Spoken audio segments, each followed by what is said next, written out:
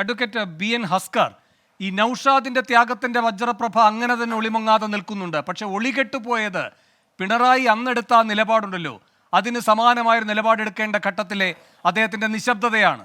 അതിനെന്താണ് മറുപടി?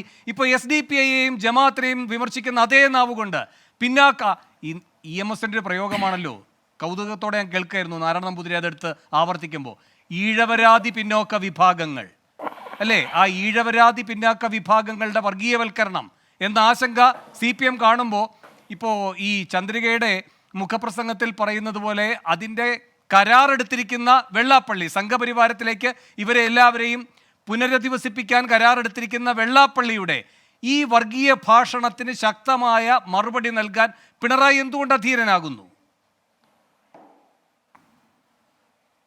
ലീഗിന്റെ മുഖം മാത്രമല്ല മാറുന്നത്, SDPIയെയും ജമാഅത്തായും ഹസ്കർ, SNDPയുടെ മുഖവും മാറുന്നു സംഘപരിവാറായി.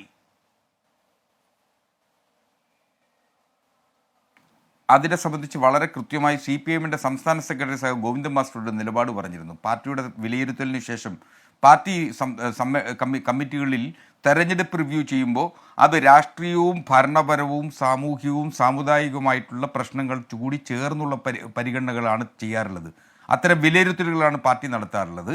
അക്കൂട്ടത്തിൽ വിലയിരുത്തലിൽ വളരെ കൃത്യമായി പാർട്ടിയുടെ സെക്രട്ടറി ഈഴവരുടെ സംബന്ധിച്ചും SNDPയുടെ നിലപാടുകളെ സംബന്ധിച്ചും ശ്രീ വെള്ളാപ്പള്ളി നടേശൻ്റെ നിലപാടുകളെ സംബന്ധിച്ചും കരാറുകാരനായി മാറിയിരിക്കുന്നു, RSSൻ്റെ കരാറുകാരനായി മാറിയിരിക്കുന്നു എന്നതടക്കമുള്ള വിമർശനം തുടങ്ങി വെച്ചിട്ട് ഉണ്ട് CPI. അത് പിണറായി വിജയൻ ഏറ്റുപറഞ്ഞില്ല എന്നുള്ളിടത്താണ്. പക്ഷേ അങ്ങനെ ഏറ്റുപറയുന്നല്ല, പാർട്ടിയുടെ സെക്രട്ടറിയുടെ നിലപാട് പറഞ്ഞു കഴിഞ്ഞാൽ വീണ്ടും അത് ആവർത്തിക്കേണ്ട കാര്യമില്ലല്ലോ. പാർട്ടിയുടെ സെക്രട്ടറി നിലപാട് എടുത്തിട്ടുണ്ട് കാര്യത്തിൽ. പാർട്ടിയുടെ നിലപാടാണ് അദ്ദേഹം പറഞ്ഞിട്ടുള്ളത്. അത് വെള്ളാപ്പള്ളി നടേശനെയും SNDP യോഗത്തിൻ്റെയും ഇപ്പോഴത്തെ നേതൃത്വ നിരയിൽ ഇരിക്കുന്നവരുടെയും പ്രവർത്തനങ്ങളിൽ CPIഎമ്മിന് സംശയമുണ്ട്. ആ സംശയം വളരെ കൃത്യമായി ഉന്നയിക്കപ്പെട്ടിരിക്കുകയാണ്. കൃത്യമായ കണക്കുകളുടെ കൂടി പശ്ചാത്തലത്തിലാണ് എങ്ങനെയാണ് SNDP യോഗ നേതൃത്വം ഈ തെരഞ്ഞെടുപ്പിൽ RSSനു വേണ്ടിയും BJPക്ക് വേണ്ടിയും പ്രവർത്തിച്ചു എന്നുള്ളതിനെ സംബന്ധിച്ച് കണക്കുകളുടെ അടിസ്ഥാനത്തിൽ CPMന് ബോധ്യമുള്ളതാണ്. ഒറ്റ സെക്കൻഡ് അഡ്വക്കേറ്റ് അസ്കർ ഒന്ന് വഴങ്ങുക. ശ്രീനാരായണ നമ്പൂരി വേഗം ഒരു സെക്കൻഡ് അഡ്വക്കേറ്റ് അസ്കർ. രണ്ട് കാര്യത്തിന് മറുപടി പറഞ്ഞാൽ മതി. ഇപ്പോൾ വെള്ളാപ്പള്ളിയെ കുറിച്ച് ഹസ്സർ ഇത്രയൊക്കെ പറഞ്ഞല്ലോ. ആ നവോത്ഥാരണ സമിതിയുടെ ചെയർമാൻ സ്ഥാനത്ത് നിന്ന വെള്ളാപ്പള്ളിയെ മാറ്റും. RSSന്റെ ഏജന്റായി വെള്ളാപ്പള്ളി മാറിയെങ്കിൽ എന്തിനാണ് മുഖ്യമന്ത്രിയുടെ നേതൃത്വത്തിലുള്ള നവോത്ഥാരണ സമിതിയുടെ ചെയർമാനായി ഇപ്പോഴും വെള്ളാപ്പള്ളിയെ വെച്ചിരിക്കുന്ന? മാറ്റാൻ പറ്റുമോ? ഈ നാടകം എത്ര നാൾ നിങ്ങൾക്ക് തുടരാൻ പറ്റും? നിങ്ങൾ SDPIക്കെതിരെ പറഞ്ഞു. പത്തനംതിട്ട മുനിസിപ്പാലിറ്റിയിൽ SDPയുടെ പിന്തുണയോടെയല്ലേ നിങ്ങൾ പത്തനംതിട്ട ജില്ലയിൽ മുനിസിപ്പാലിറ്റിയിലും പഞ്ചായത്തിലും ഭരിക്കുന്നത്? എറണാകുളത്ത് ആലുവ മണ്ഡലത്തിൽപ്പെട്ട പഞ്ചായത്തിൽ SDPയുടെ പിന്തുണ നിങ്ങൾ നേടിയിട്ടില്ലേ?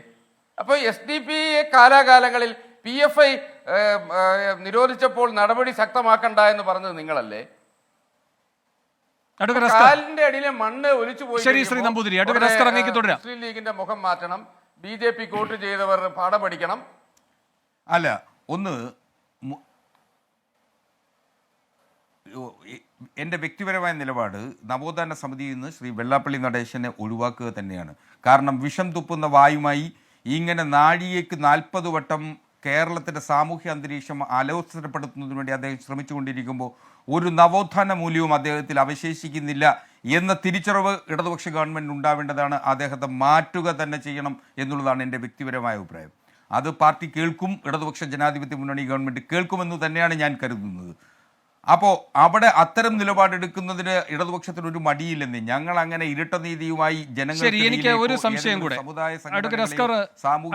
ഇപ്പോ ഈ SDPI നേരത്തെ ഇവിടെ ശ്രീ ചെക്കുട്ടി ചൂണ്ടിക്കാട്ടിയതുപോലെ ഈ തെരഞ്ഞെടുപ്പിന്റെ ഘട്ടത്തിൽ SDPI പിന്തുണ പ്രഖ്യാപിക്കുന്നു കോൺഗ്രസിന്, ലീഗിന്, UDFന്. പിന്നെ സതീശൻ ശക്തമായി പറയുന്നു, ഇവിടെ ശ്രീ ചെക്കുട്ടി സാർ പറഞ്ഞതുപോലെ ഞങ്ങൾക്ക് വേണ്ട ആ വോട്ട് എന്ന് തന്നെ പറയുന്നു. ഒരു തീവ്രവാദ പ്രസ്ഥാനത്തിൻ്റെയും പിന്തുണ ഞങ്ങൾക്ക് വേണ്ട എന്ന്. അതൊരു വലിയ ആശയക്കുഴപ്പം SDPയിൽ ഉണ്ടാക്കുന്നു. എന്ത് നിലപാടെടുക്കണമെന്ന് അവർ ആലോചിക്കുന്നു. അതിനുശേഷം അവരുടെ നേതൃത്വം നടത്തിയൊരു പ്രതികരണമുണ്ട്. ഞങ്ങൾ ആ വോട്ട് UDFന് തന്നെ കൊടുക്കാനാണ് തീരുമാനിച്ചിരിക്കുന്നത് എന്ന് പറഞ്ഞുകൊണ്ടായിരുന്നു. ടൈംസ് ഓഫ് ഇന്ത്യ ഏപ്രിൽ മാസം 20 2024 അതിങ്ങനെയാണ് റിപ്പോർട്ട് ചെയ്തിരിക്കുന്നത്. മൂവാറ്റുപുഴ അഷ്റഫ് മൗലവിയുടെ വാക്കുകളാണ് പത്രത്തിൽ അടിച്ചു വന്നിരിക്കുന്നത്. The decision to support the India Front at the national level has also been taken, considering the importance of strengthening the democratic forces opposed to Sangh Parivar. The support to Congress in Kerala is the support to India Bloc and Congress at the national level to emerge as the biggest single party. തമിഴ്നാട്ടിൽ India ബ്ലോക്കായിട്ടാണ് മത്സരിച്ചത്. ലീഗും നിങ്ങളുമൊക്കെ ഒരേ കൂടാരത്തിലായിരുന്നു. SDPയും അവിടെയാണ് അന്തി ഉറങ്ങിയത് എന്നാണ് മൗലവിയുടെ ഈ വാക്കുകളിൽ നിന്ന് വരുന്നത്. അപ്പോൾ അവിടെ ഈ പ്രശ്നമില്ലേ?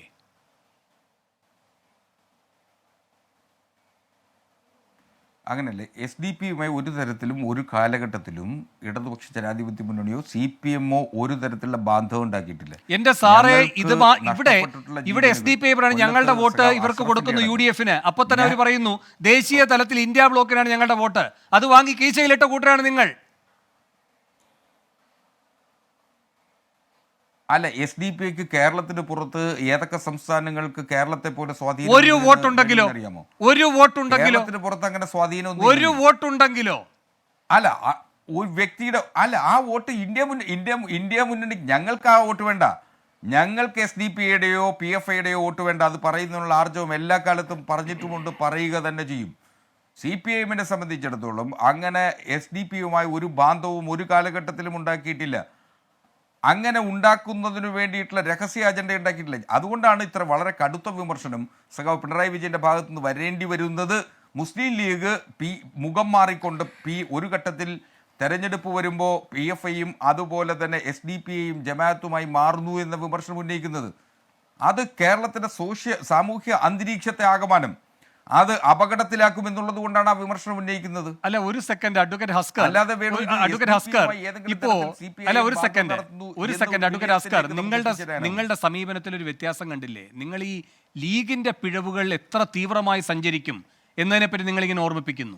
അതേസമയം വെള്ളാപ്പള്ളിയുടെ കാര്യത്തിൽ എൻ്റെ വ്യക്തിപരമായ അഭിപ്രായം, പിന്നെ അത് പാർട്ടി ആലോചിക്കട്ടെ, പിന്നെ ആ സർക്കാർ തീരുമാനമെടുക്കട്ടെ. അങ്ങനെ ഒരു തീരുമാനമെടുക്കുമെന്ന് ഞാൻ കാക്ഷിക്കുന്നു. എന്തൊരു സാവകാശമാണ് അവർക്ക് കൊടുക്കുന്നത്? രണ്ടും ഒരേ പാളയത്തിലേക്ക് പോകുന്നു, രണ്ട് രൂപത്തിലുള്ള തീവ്ര മതനിലപാടുകളിലേക്ക് പോകുന്നു എന്ന രൂപത്തിലല്ലേ സമീപനം വേണ്ടത്? അപ്പോഴും ഞാൻ പറയുക, കൂടുതൽ ആനുകൂല്യം ഈ ന്യൂനപക്ഷത്തിനാണ് കൊടുക്കേണ്ടതെന്നാണ്. കാരണം SDPയും ജമാഅത്തും ഉണ്ടോ ഇല്ലയോ എന്നതൊന്നുമല്ല, ദേശീയ തലത്തിൽ മതന്യൂനപക്ഷങ്ങൾ വേട്ടയാടപ്പെടുന്നു എന്നതിൻ്റെ അടിസ്ഥാനത്തിൽ മതേതര ബോധമുള്ള അവർ രാജ്യത്തെ മതേതര ചേരിയെ ബലപ്പെടുത്താൻ ഇറങ്ങിപ്പുറപ്പെട്ടു ഈ വിധി ദിനങ്ങളിൽ, ഈ 7 ഘട്ട വിധി ദിനങ്ങളിൽ. അങ്ങനെയല്ലേ അവരെ കാണേണ്ടത്? അങ്ങനെയാണോ ഇവിടെ മറുകൂട്ടർക്ക് ഇവിടെ സംഭവിച്ചത്? കേരളത്തിലടക്കം അത് ഭൂരിപക്ഷ വർഗീയതയിലേക്ക് അതിദുരിതം പോകുന്നതാണ് കണ്ടത്. അതാണ് കൂടുതൽ ആപൽക്കാരിയായിട്ടുള്ള ഫോഴ്സ്. അതിനോടാണ് താങ്കളുടെ ഈ തലോടൽ നടക്കുന്നത് ശ്രീ ഹസ്കർ.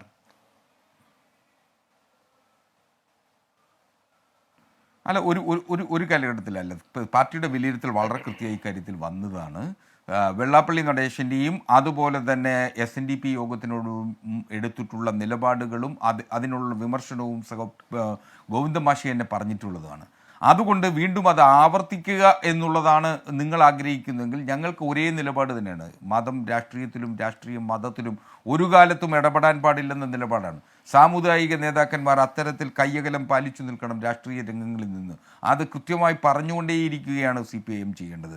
അതാണ് CPIMന്റെ രാഷ്ട്രീയം, ഇടതുപക്ഷ രാഷ്ട്രീയം എന്ന് പറയുന്നത് അത് തന്നെയാണ്. അത് ഞങ്ങൾ വീണ്ടും ആവർത്തിക്കും. ഇപ്പുറത്ത് കാണുന്ന തീവ്രതയും അത്യുത്സാഹവും അപ്പുറത്ത് കാണുന്നില്ല. അതേ ഉള്ളൂ പ്രശ്നം. അവിടെയാണ് നിങ്ങളുടേത് ഈ മതനിരപേക്ഷ ബോധമാണോ അതോ മറ്റെന്തെങ്കിലും പ്രത്യേക താല്പര്യമാണോ ഇച്ഛാഭംഗത്താൽ ഉണ്ടായിരിക്കുന്നത് എന്ന സംശയവും ഉയരുന്നത്.